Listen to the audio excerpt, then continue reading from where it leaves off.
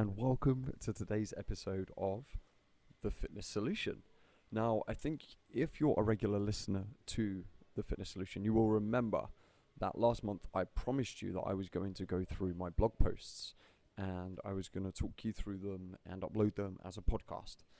And life got on top of me last month and I wasn't able to execute on that promise. So that's what this is. And also, I am recording this so that I can, as a video, so that I can upload it to YouTube. So we're getting the best of all of the worlds that might be available to us. I've had to come all the way to where I work in order to get this done, simply because I couldn't be productive at home. And that happens sometimes, you know. You have to garner the right environment for you. But anyway, today I'm going to talk you through my latest blog post, which I published right at the end of March, and it's called How to Stop Yourself Counting Calories Obsessively, Life After Apps. And if you don't remember why I decided to do this, it's because I was showing my fiance my blog and she went, you know, I'd be so much more willing to listen to it than I would be reading it, because you and Arf write a lot, Adam. And I was like, yeah, that's fair. And, you know, linking out to YouTubes and podcasts and things is always going to be useful for people too. So that's what this is. This is the audio version of my blog. Now, I'm not too sure how best to do this, and I imagine I'm going to get better as time goes on. But you know my old adage, don't get it right, get it written, imperfect action, and so I'm just going to go with it. I'm going to use the blog as my script, and then I'm going to see what happens when I just riff away from that. Typical, it started to get a bit windy, so hopefully the sound is still okay. Right, so let's crack on, shall we? How to stop yourself counting calories obsessively. Life after apps. Now you might think that, so I start the article with a image saying, I trust you. And I go on to say that you might think my choice of image is a bit of an odd one, but I promise by the end of you listening to this podcast, you will understand why me trusting you, but also you trusting yourself, is the most important aspect of everything I'm going to discuss today for you. I wrote the blog post and now I'm recording the podcast, etc., simply because I got a really gorgeous question from one of my clients who's in America. And she said, well, something I'm personally having a bit of an internal battle with is life after counting calories. Like how to know that I won't fall off track and not overdo it. Not sure if you could make that into a blog post or not. And this is a common issue. I mean, the fact that my client feels like she's personally battling with it means that there's probably millions and millions of other people out there battling with it too. I'm sure if you've ever tracked calories yourself, you've probably gone through this as well. And you've probably felt, oh, what happens when I take that safety net away? What happens when I take away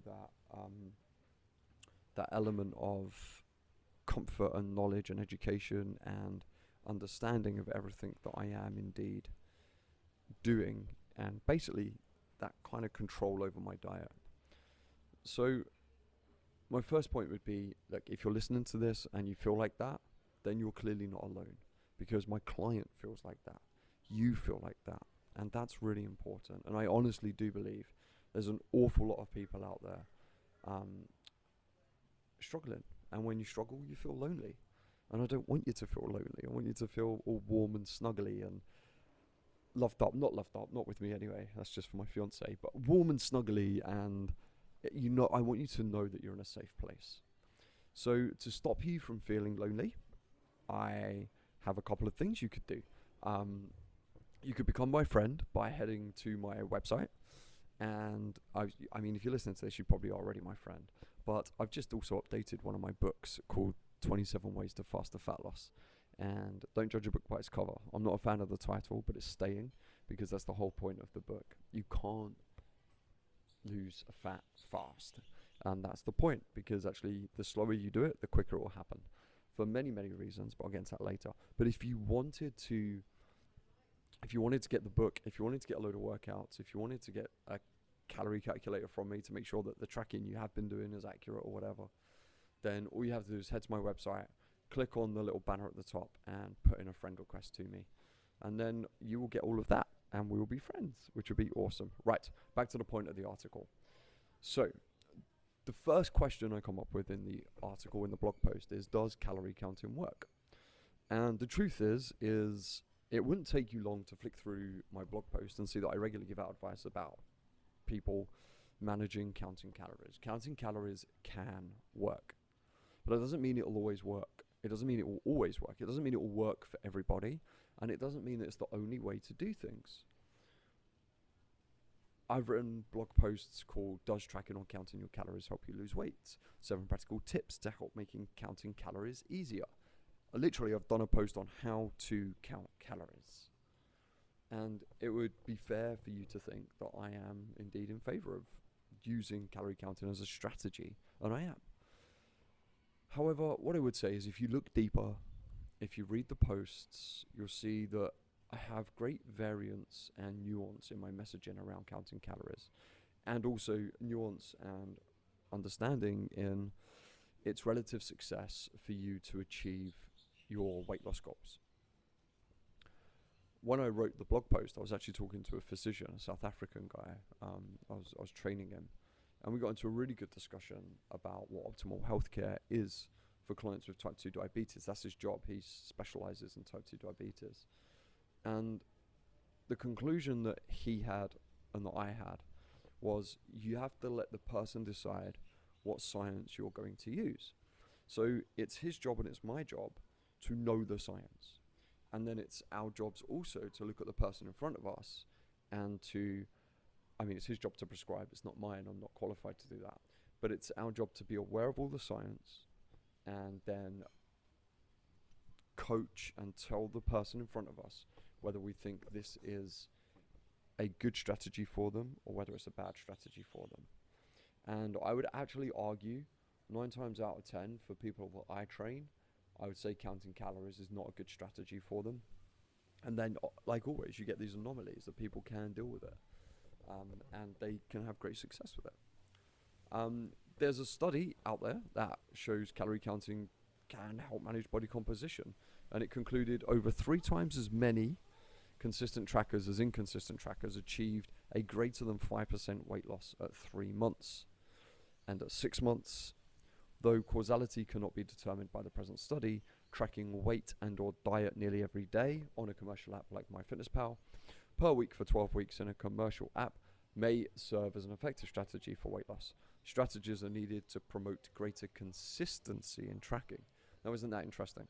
So it doesn't say the sheer act of counting your calories will create weight loss. It says the greater consistency will create weight loss. But there's also science out there that says how damaging counting calories can be.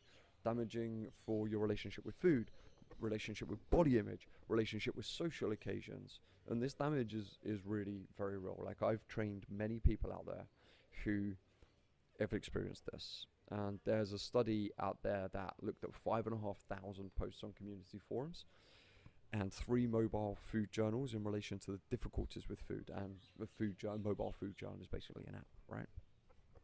And it found posts summing up to these emotions of those who engaged in this behavior. So some of these posts say that food journalists reported feelings of shame, judgment, or obsession associated with current designs. Someone reported that it made me feel guilty sometimes tracking their food. Person 27 noted a lack of positive feedback. I always felt guilty when I ate too much, and there wasn't that much pride when I was under my goal, which is a whole other topic, but we'll leave that there. Another person reported, sometimes I feel like not logging things because I know it's really unhealthy. It made me too focused and obsessive about what I was eating. It was more of an on the way to an eating disorder thing than anything else that I've tried, because I tried to keep calories extremely low. I think I was hesitant to do the logging if not alone. I had more of a problem with eating out at a friend's house because I didn't want to ask for ingredients or mention that I was logging my calories. And if you're listening to this, if you're reading my post, I'm sure you can relate to many of those feelings, which is why you're listening.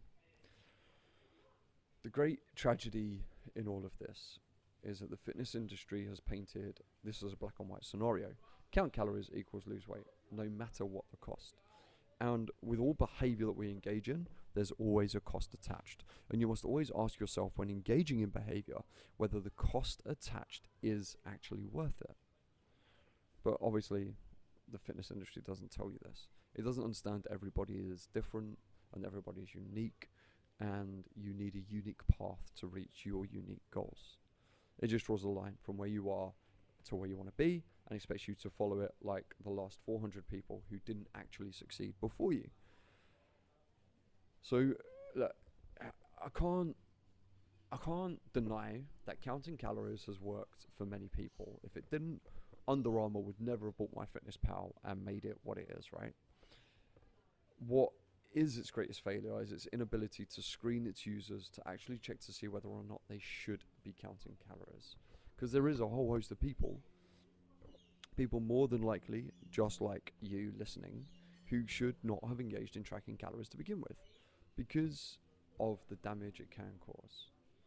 So here I am, just a guy with his microphone, and I'm going to try and help us figure out a way out of this for you in the rest of this podcast. So should you stop counting calories? Counting calories is a decent way to manage your intake.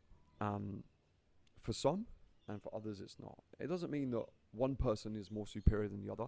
It doesn't mean that because I can count calories, although I'm lazy so I don't, and I know it won't create an eating disorder within me, doesn't mean that means I'm better than you.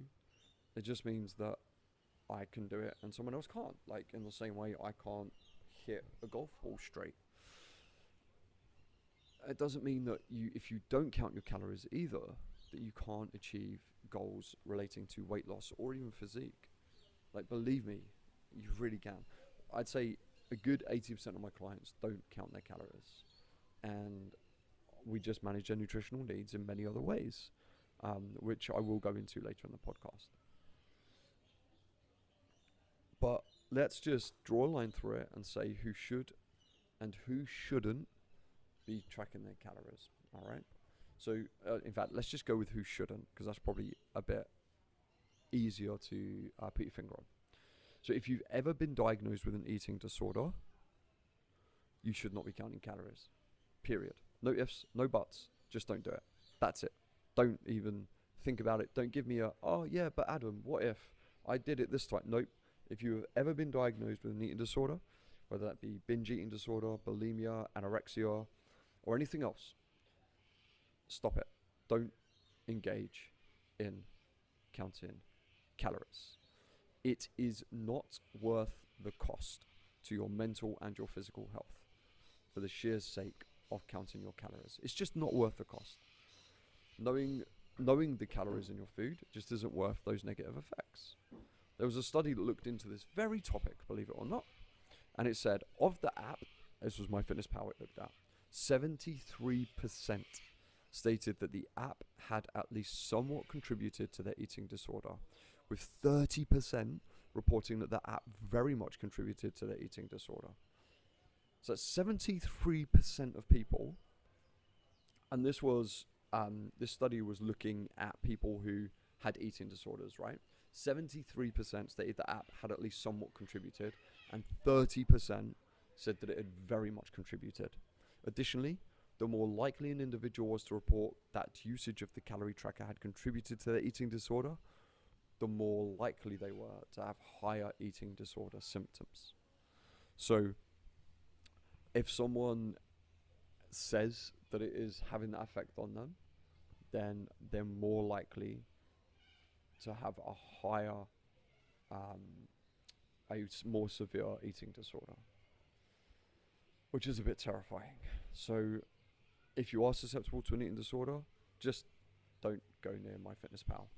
And I do also feel like there's a lot of people out there who might have an eating disorder and they haven't been diagnosed. And signs of that could be things like very poor structure around your food, a lot of food guilt attached to what you eat and things like that. I also think anyone with very bad, very poor body image probably shouldn't track their calories as well. All in that kind of remit. Who else shouldn't track their calories? Are you a perfectionist? If you have perfectionist tendencies, and tracking your calories just is not a good idea. It will create too much of a fixation and too much stress in your life. Calories are not perfect. In fact, calories can be up to 20% inaccurate. And there was a study done that looked at this, and it said that measured energy values exceeded label statements by 8% on average in prepackaged convenience meals, which is slightly higher but consistent with the label disparity of 4.3% in packaged snack foods.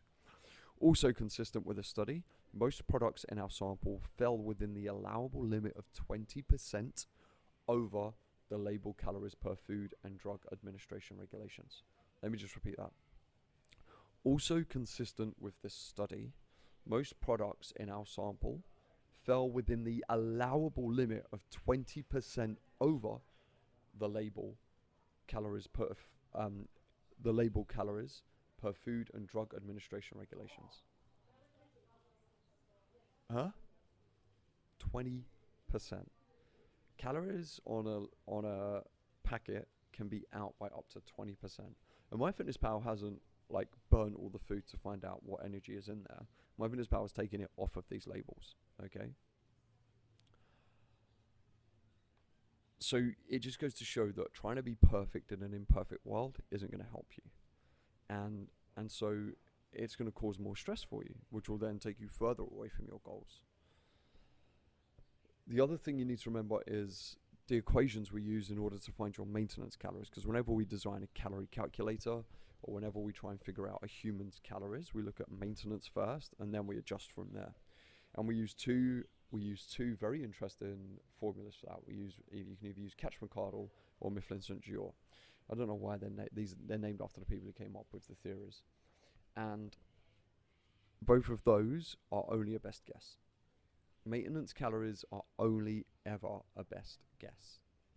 Yeah? And just think about it logically. If you've ever been onto a calorie calculator, you type in how active you are, you type in your age, your height, and then you put it into a website or into a spreadsheet, like if you're using my one, and it comes out with a bunch of numbers.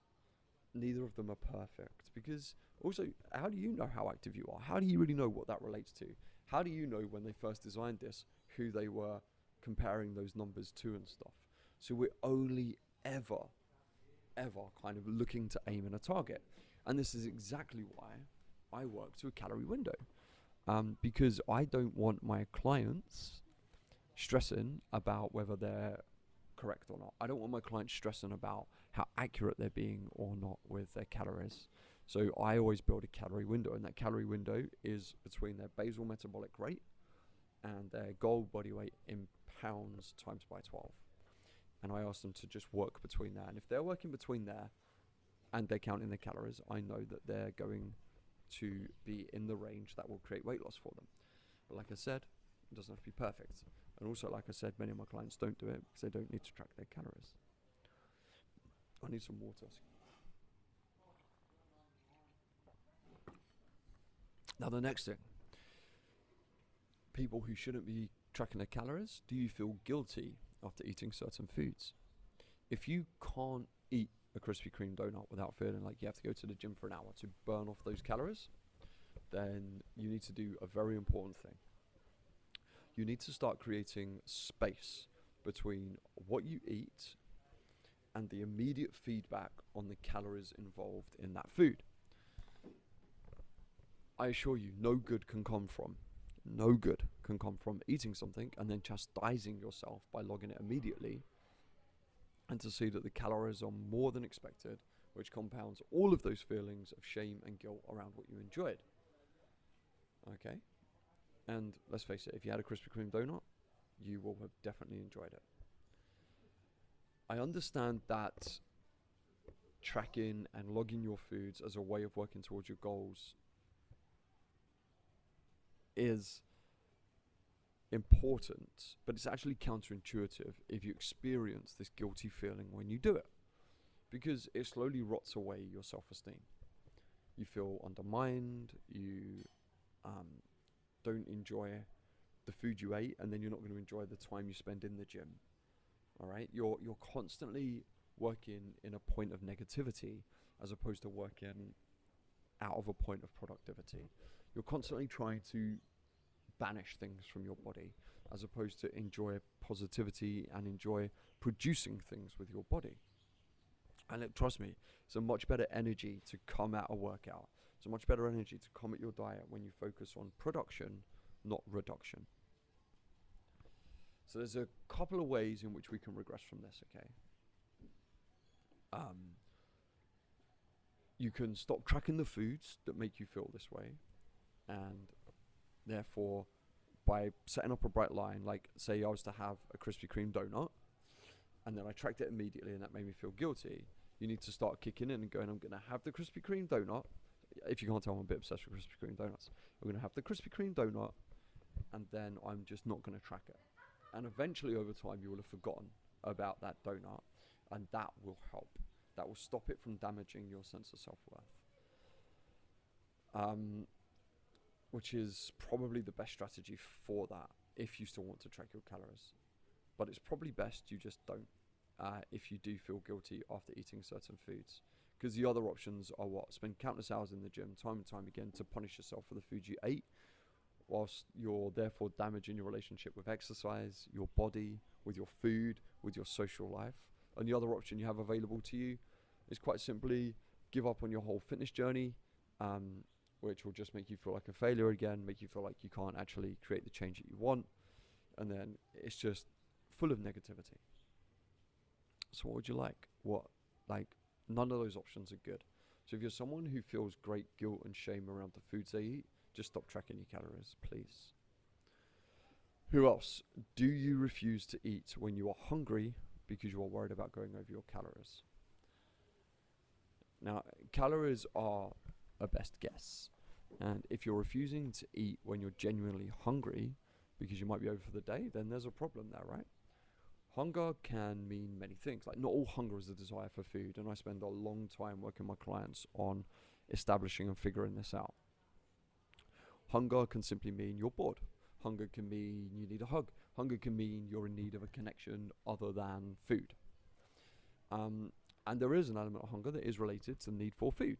And if you're denying that hunger too much, then so that you stay within your calories and you're doing it too often, then you're not going to be able to keep up with your fitness journey for long enough. And the hunger will just win.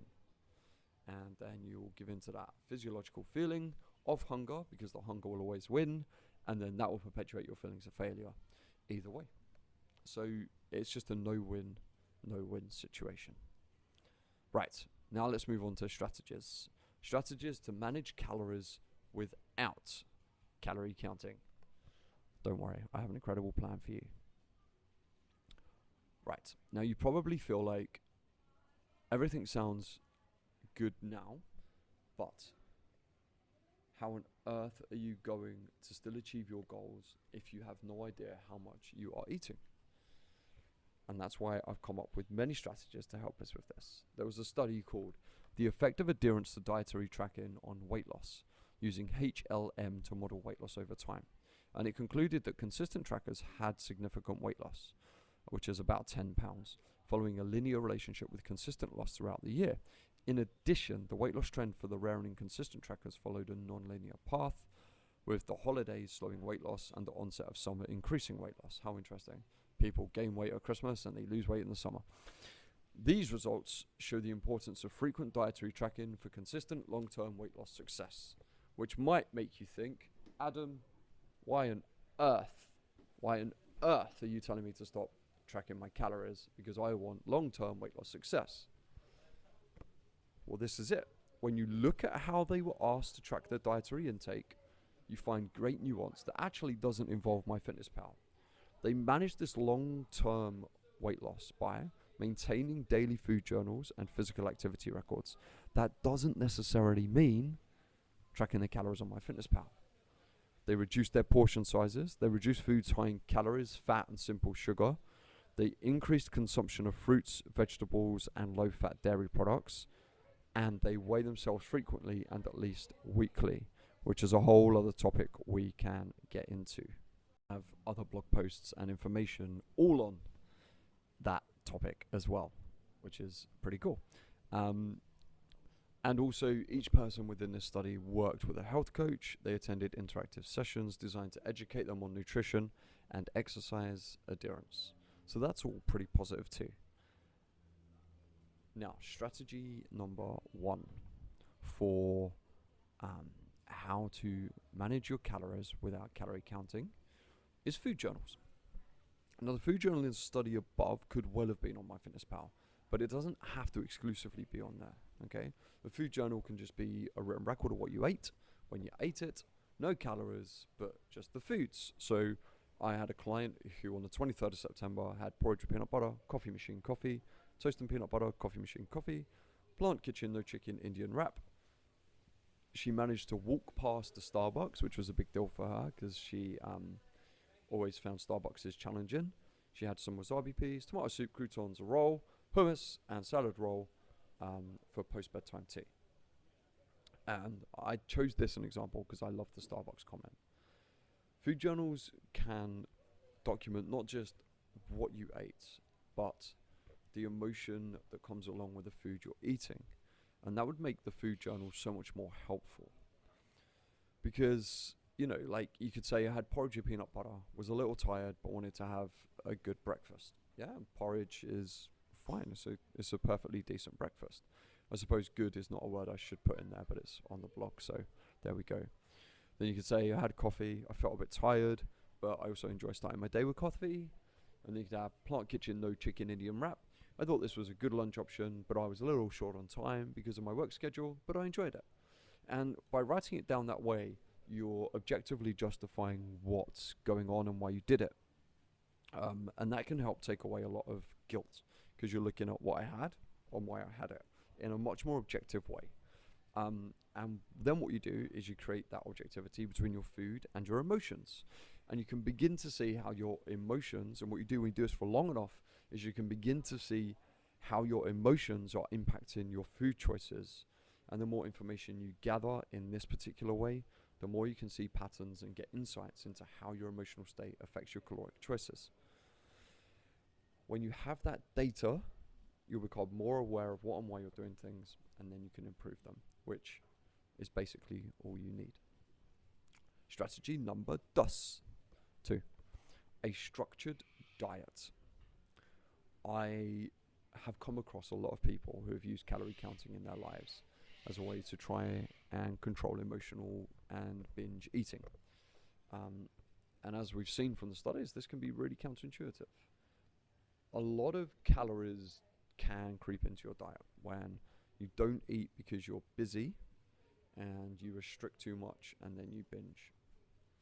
And this is where having a structured diet can have huge benefits to you. Because the two issues are essentially the same, right? So you don't eat because you're busy, therefore you're restricting, and then you're no longer busy, but then you overeat. So there's a little story I can put in here.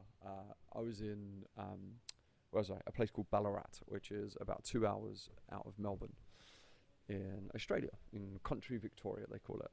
And all I'd had that day was a banana for breakfast and some toast. That was at about 7:30 a.m., which is not a big breakfast for me. Then I didn't get to eat again until I was in a restaurant at about 12:30. And by this point, I could feel my blood sugar levels dropping big time. I was getting anxious and I was beyond hungry. Like, I know I have this point.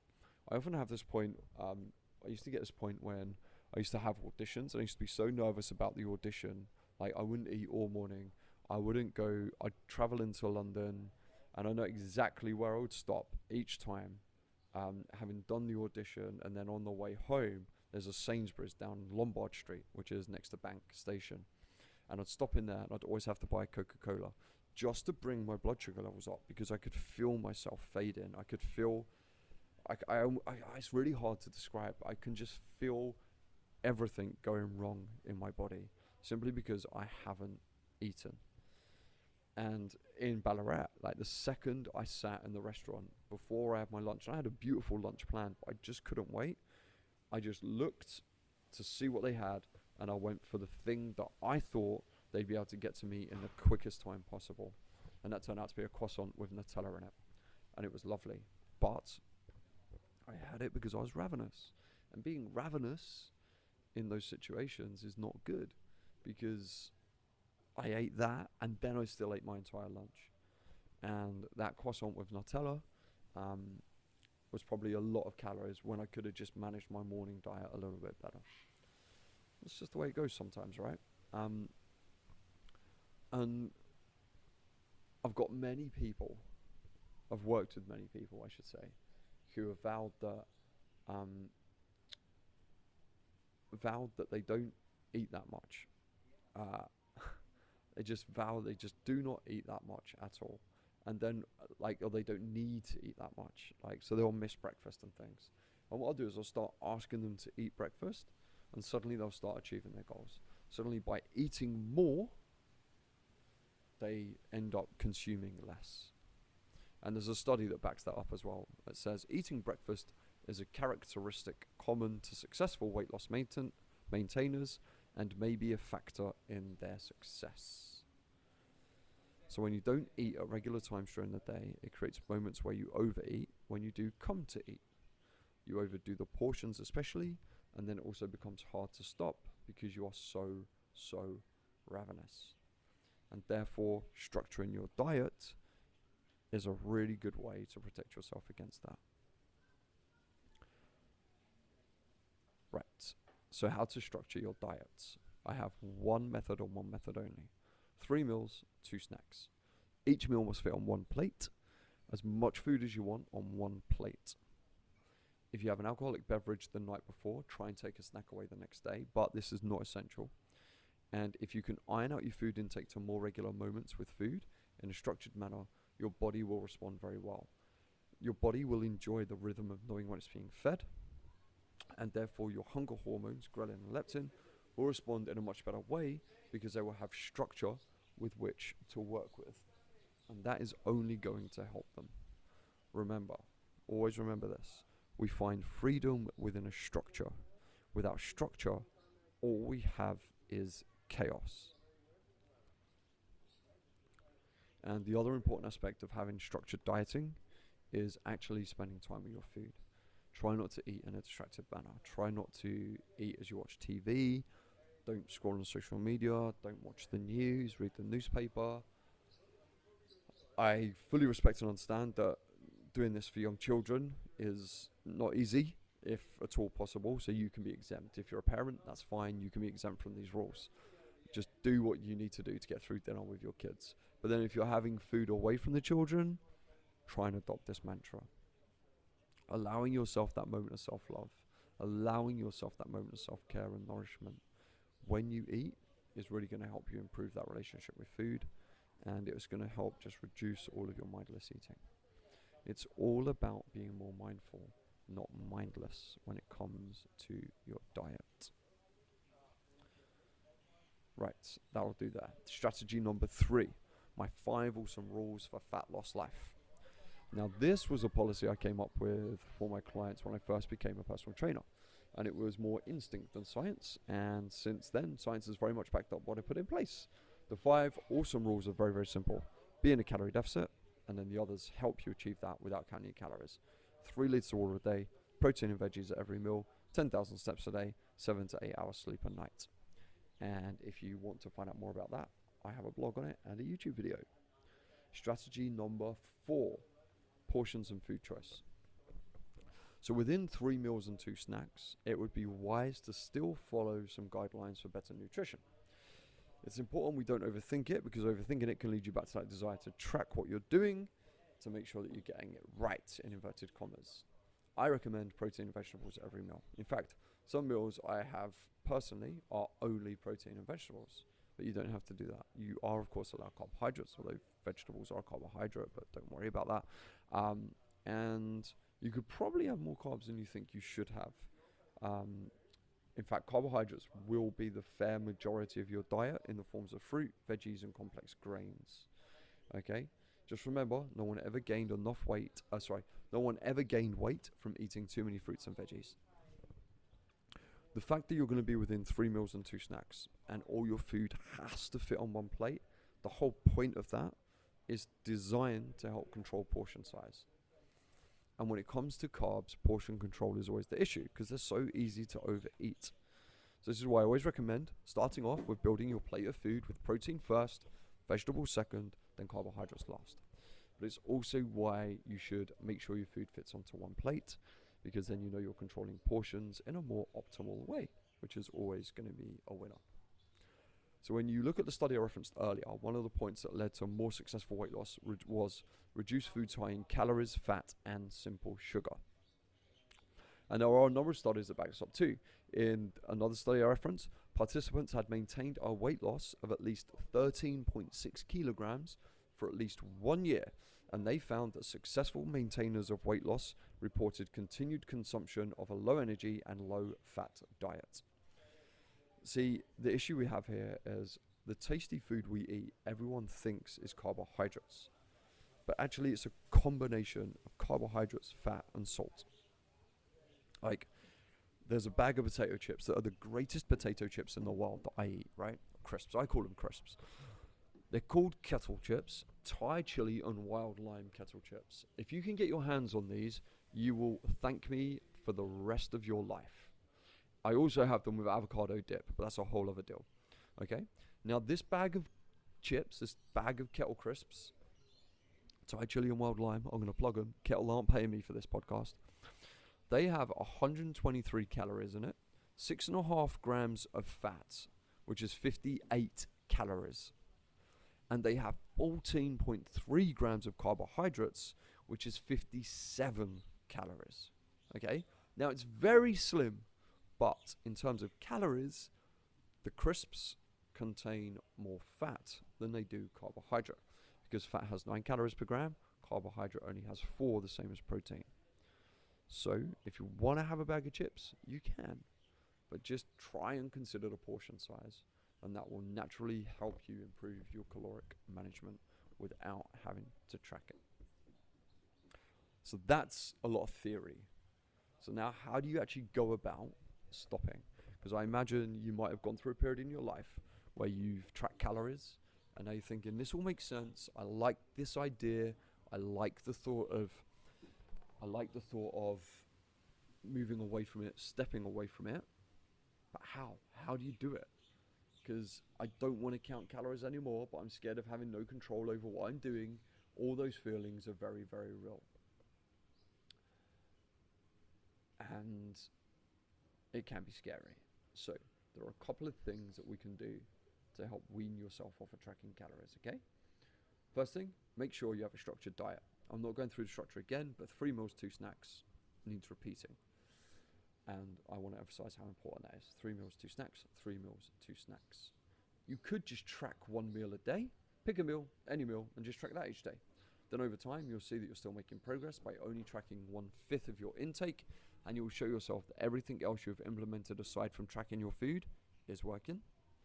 You could go into what I call an education mindset. I think this should be the case for anyone who starts tracking, but very few people set themselves up in this way. When you started tracking your calories, rather than using it as a way to control your intake, you should have tried to look at it as a way to educate yourself about your intake. And this difference is really important because it takes away being shamed by what you eat. It adds in the aspect of investigation, exploration, and these, to me, are 2 very important themes that I use when I work with clients. If you're trying to stop tracking calories obsessively, give yourself a time frame, like a month or 2, to use the tracking as a way of learning, a tool for you to create knowledge and like a database in your head about what you usually eat and how that all plays into your larger goals. And then tracking your calories should only ever be used in an educational tool. Not a tool to control you, but just a tool for you to be able to learn, and then you can introduce the freedom you want over time. And the other strategy is make sure you're doing the work, in inverted commas. So many people I know of who have poor relationship with food, poor relationship with exercise, poor relationship with their body, they count calories obsessively because they use it as a way to make up for not doing the other work that is required. They're not going to the gym. They're not getting in the steps. They're not making mindful and healthful choices with their food. So they use tracking almost as a way to try and help beat themselves up for not doing the other work. Or they see tracking their intake as the work. Now, a great way to make sure you feel comfortable in moving away from tracking your calories is to simply make sure you're executing a well thought through and laid out plan each day that helps you move towards your goals. I'm not saying that you can give up tracking and do nothing else and still achieve your goals. If you're moving away from tracking, you need to replace that behavior with other behaviors that promote achievement within you. And what that then does is that replaces the feelings of anxiety, because it takes away the element of control that tracking can give you, because you're doing so much else for yourself. You're being productive. Now, time for a little coaching talk.